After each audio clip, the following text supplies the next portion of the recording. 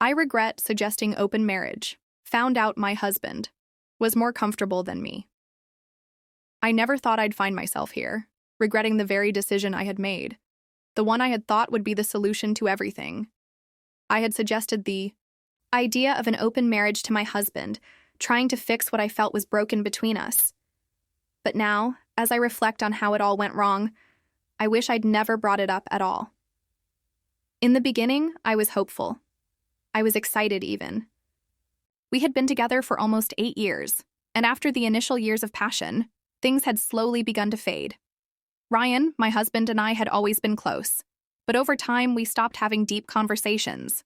We stopped going on spontaneous adventures. The spark we once had just fizzled. I didn't want to give up on us, but I didn't know how to bring that spark back. And that's when the idea hit me. An open marriage. At first I felt nervous even suggesting it. What if he thought I didn't love him? What if he felt betrayed by the mere suggestion? But I had nothing to lose, or so I thought. Our intimacy had dwindled, and I didn't want us to just go through the motions. So one evening, after a quiet dinner where we barely exchanged words, I broached the subject. Ryan, I started, unsure of how to phrase it, what if we tried something new, something to shake things up? He looked at me curiously. Like what? An open marriage, I said quickly, before I could lose my nerve. We could explore other connections. Sexually, emotionally. Maybe it will bring us closer. We can set boundaries, make sure we're still connected. Ryan stared at me in silence, for a long moment. I watched his face for any hint of judgment or anger. I didn't get it. He just seemed contemplative. I don't know, Liv, he said softly. But if you think it will help, I'm willing to try. He said those words in such a calm, accepting way that it reassured me. Maybe I wasn't as crazy as I had feared. Maybe this was the solution. I never imagined that the decision I thought would revive our marriage would be the one that ultimately destroyed it. Before the idea of an open marriage came into our lives, Ryan and I were what people called solid. From the outside, we had it all: steady careers, a nice house, and a marriage that seemed unshakable. But inside, things were far less idyllic. We met in college, and our relationship had always been built on a foundation of trust and friendship. Ryan was the kind of guy you could count on. He wasn't flashy or overly romantic, but he was dependable, kind, and deeply loyal. When he proposed to me after 5 years of dating, I didn't even hesitate. For the first few years of our marriage, everything felt right. We traveled, we had date nights, and we dreamed about our future together. But somewhere along the way, life got in the way. Careers became demanding, routines replaced spontaneity, and the once vivid colors of our relationship dulled into muted shades of gray. It wasn't that Ryan had changed. If anything, he was still the same steady, reliable man I fell in love with. But I had changed. I craved excitement, passion, and a spark that I couldn't seem to find anymore. I tried to address it subtly at first. I planned romantic weekends, bought new lingerie, even suggested we try a couple's retreat. But nothing seemed to stick. Ryan appreciated the effort, of course, but it always felt like he was just going along with it for my sake. One night, after another failed attempt to rekindle the spark, I found myself scrolling through articles online. I came across a blog post about couples who had tried open marriages to save their relationships. At first, I scoffed at the idea. It seemed so risky, so unconventional. But the more I read, the more it started to make sense. The logic was simple.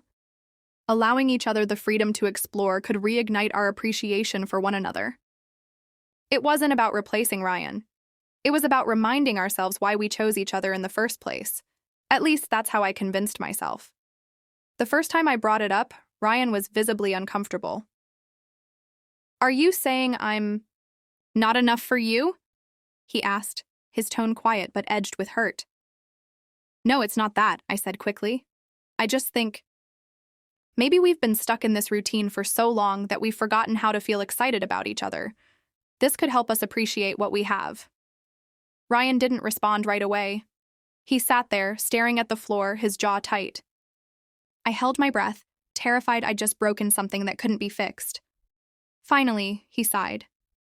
I don't know, Liv. It feels dangerous. We'd set rules, I reassured him. No emotions, no lies. We'd always put us first. It's just an experiment. He looked at me for a long moment, his expression unreadable. Then he nodded, almost imperceptibly. Okay. If it's what you want, we can try it. I felt a surge of relief, mixed, with a nervous excitement.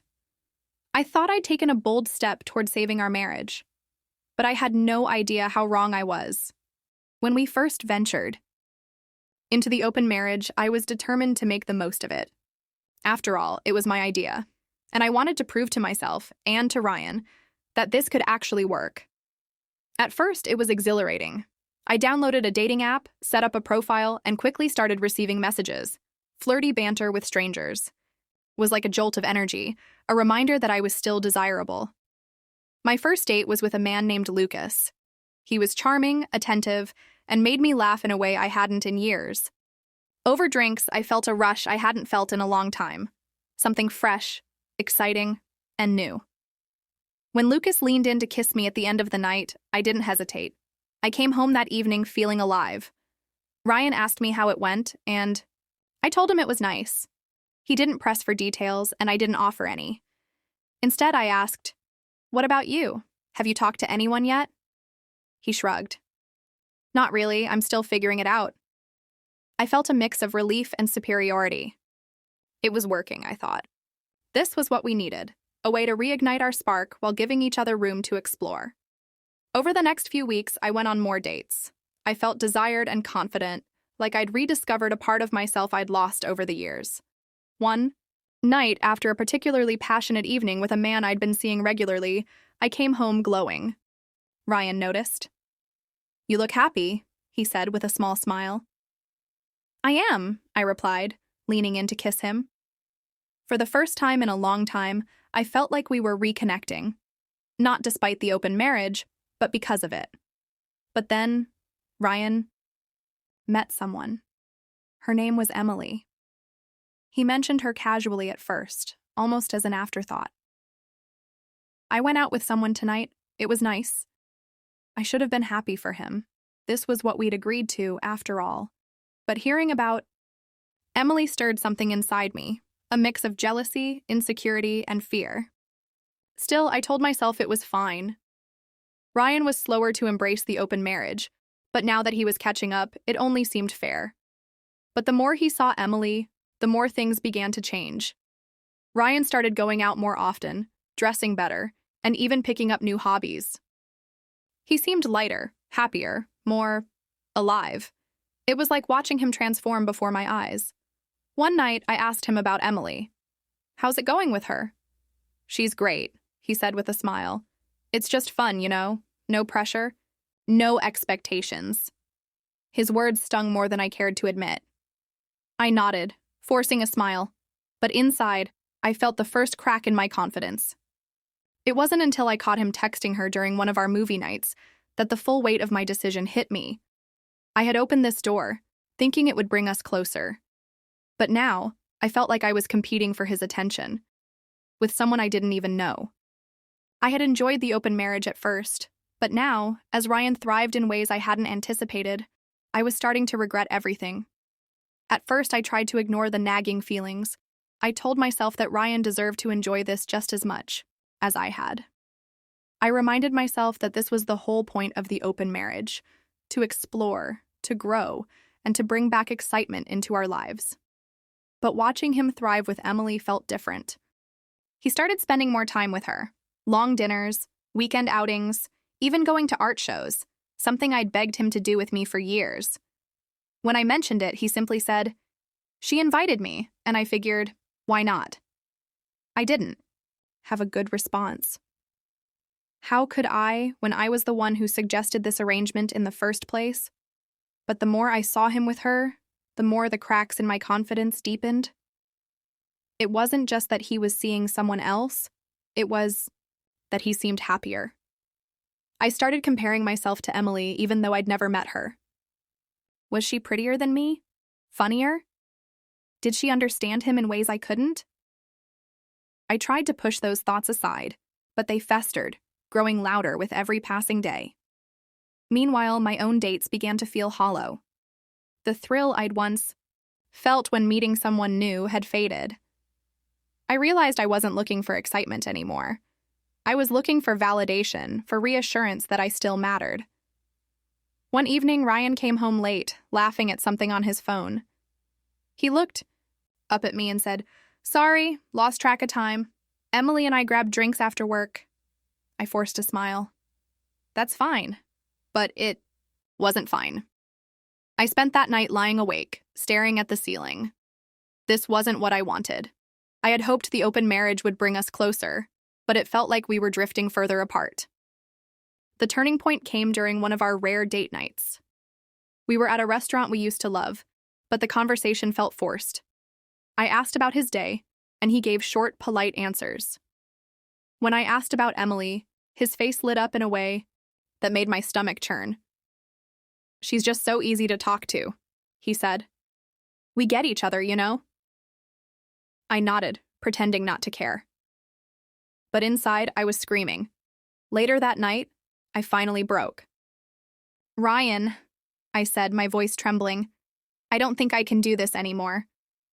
He looked up from his phone, confused. "Do what?" "This. The open marriage. I thought it would help us, but it's not working for me." Ryan frowned. "I thought you were fine with it." "You seemed happy at first." "I was," I admitted. "But now, it feels like I'm losing you." He stared at me for a long moment before setting his phone down. "You're not losing me, Olivia. This was your idea. I'm just enjoying it." The casual tone in his voice broke me. It wasn't anger or blame, it was indifference. And that hurt more than anything else. Ryan's indifference hung in the air, suffocating me. I wanted him to fight for us, to say something that showed he still cared about me, about us. Instead, he just stared, waiting for me to explain myself. "I don't feel like I'm enough for you anymore," I said, my voice cracking. "I thought this would bring us closer, but it's only made me feel more alone." He sighed, rubbing his temples. "Olivia, this was supposed to be something we both enjoyed. I didn't force you into this. You wanted it." "I know," I whispered. "But I didn't expect you to thrive in it." His expression hardened. "So what? It was okay when you were having fun, but now that I am, it's a problem?" His words stung because they were true. I had enjoyed the freedom at first, the thrill of new connections. But now, seeing him genuinely happy with someone else, I realized I hadn't been prepared for the emotional fallout. "It's not about that," I argued weakly. "It's about us. I feel like we've lost what we had." "Have we?" Ryan asked, his tone sharper than I'd ever heard it. "Or did you just not expect me to find happiness outside of you?" Tears welled up in my eyes. "That's not fair." "Isn't it?" he shot back. "You wanted an open marriage, Olivia. You said it would make us stronger. But now that I'm finding my footing, you're second-guessing everything." His words cut deep, but they forced me to confront the truth. I had wanted this, believing it would reignite the spark between us. Instead, it had uncovered cracks I hadn't known were there. I wiped my eyes, trying to collect my thoughts. Maybe I didn't think it through. Maybe I underestimated how hard it would be to see you with someone else. But I don't want to lose you, Ryan. That's all I know. He leaned back, crossing his arms. "And what do you want me to do about that, Olivia? Stop seeing Emily? Pretend this never happened?" "I don't know," I admitted, my voice barely above a whisper. I miss us." Ryan's gaze softened for a moment, but he quickly looked away.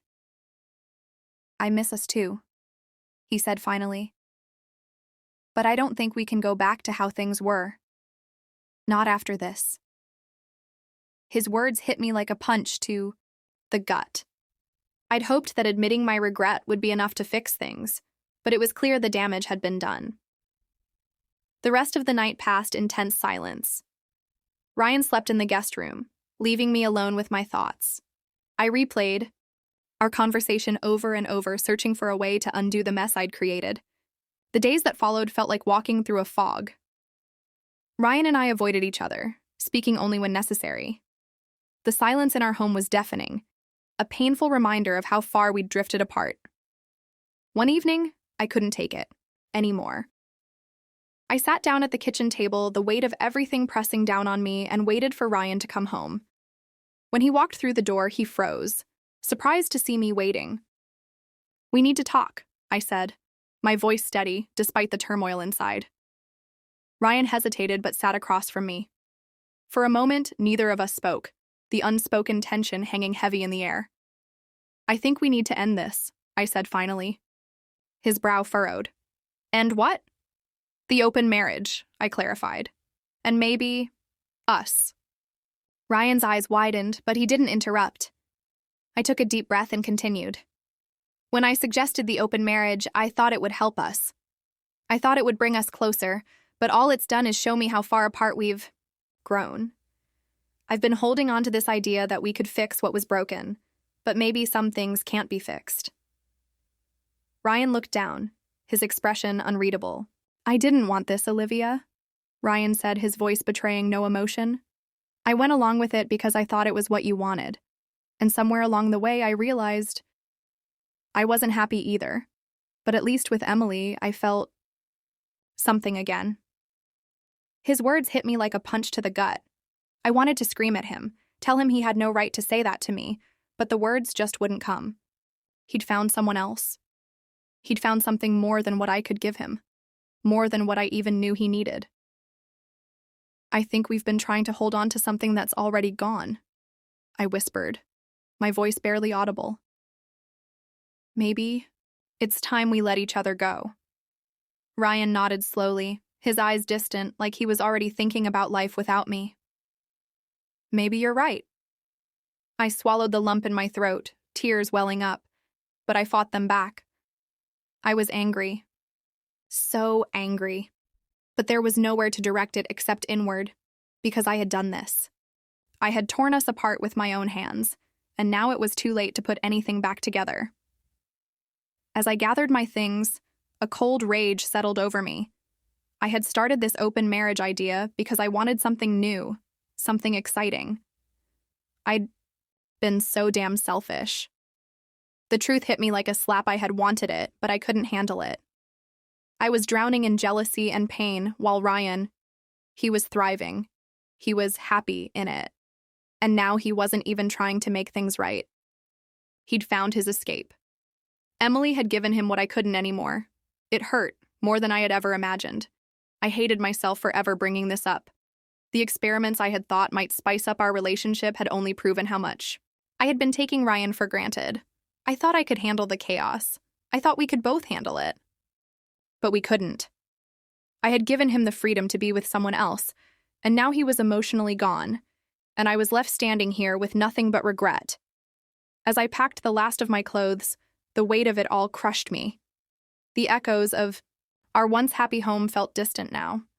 Our love felt foreign to me, and I hated that I was the one who had made it happen. I had broken us. I walked toward the door, and as I paused, the question bubbled up, louder than any other thought. Whose fault was this? Was it mine for suggesting something so reckless? For thinking that maybe I could fix things by making everything more complicated? Was it my fault for not realizing that Ryan's heart, my husband's heart, couldn't be split in two? Or was it Ryan's for not even trying to make the marriage work after I gave him what he wanted? For letting it go so easily, for finding someone else when I needed him most? No, it wasn't just him. This was me. This was my mess. I had been foolish, chasing something I thought I could control, and now I was reaping the consequences. As I opened the door, a bitter laugh escaped my lips, almost mocking the whole situation. I had cursed us both. But I couldn't shake the truth. Maybe I had destroyed everything. Maybe Ryan had never really been mine to lose in the first place. Maybe I'd been fooling myself all along, thinking that we could fix something that wasn't broken in the first place. With one last glance at the life I thought I'd never have to walk away from, I stepped out the door and felt the weight of my own failure settle deep inside me. I had ruined everything, and still the question lingered in my mind, unanswered. Was it my fault? Or was it his?